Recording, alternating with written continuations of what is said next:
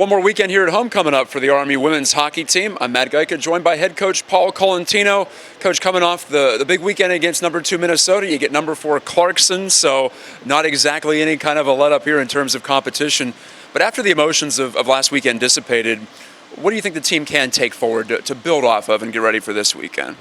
Yeah, well, anytime you play a top team like that, I think, you find out where you're at as a team, and then you find out where you got exposed maybe as a team. So I think one of the nice things with the past weekend is you literally played one of, if not the top team in the country. We found out where some of our weaknesses are, and then this week we've been working on correcting some of those things.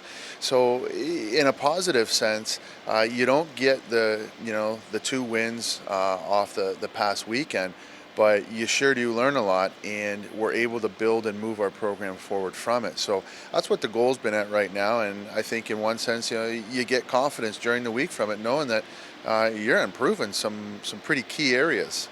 I know that the special teams aspect of the game got plenty of work this past weekend. So how do you think both units held up, power play and PK, against Minnesota? Pretty good. We were real happy. Obviously on the power play, you feel like, or you want to try and capitalize more, score a few more goals. But we got some great looks. We had some great opportunities. We did get the 1 goal at a key time, in the second game there that brought the game to a tie. So that was huge. Penalty killing wise, I thought we were great in terms of, we held them off where we needed to. So again, as I kind of commented on the first question, we learned a lot on both sides of special teams, and you got to feel a little bit better moving into this weekend, knowing that you're a bit better in both those areas. Well, I know that a lot of people around the country learned a lot about your Colonials this past weekend, being under the spotlight of playing Minnesota, and as a result, you see in the USCHO top 10 poll, your team creeps into the top 10 for the first time in a couple of seasons. I know it's subjective, I know it's opinion, but what does that mean to you and to the team? Well, I think, what we've said in the past is sometimes it's just a nice feather in the cap almost, where, you're getting a little bit of national recognition, you're in the top 10, as a program, you want to believe that you're supposed to be there, or, you're a top 10 team.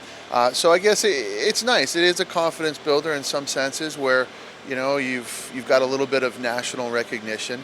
As the season moves on, and we've always talked about this, some of the most important rankings just flat out just become the RPI, because that's really what's going to matter at the end of the day. But for now, we'll take it. It's an exciting thing. It's great to see the program where it is in terms of the national spotlight. I know our players have been really working hard, towards getting into, that select group of 10. So I think it's a nice thing.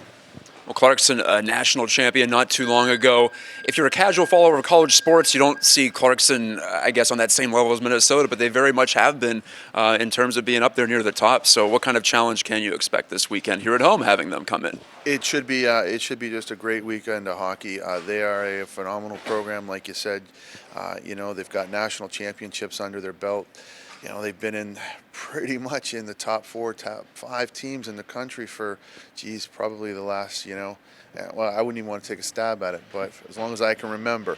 So they've had a great run with a great program and a great tradition. So again, to have one of those teams coming into, the Colonial rink here, another opportunity for us to get better, and another opportunity for us to play one of the top teams in the country and prove ourselves with where we're at as a program. So I got a lot of respect for them, and I'm excited about our practice week and the way it's going as we move towards those games. Well, the Colonials will host the Golden Knights here at the Island Friday at 7, Saturday at 3. We hope to see you down here. Last chance to catch the Colonials in person for a couple of weeks. Go to rmucolonials.com for more information and our full coverage of the series.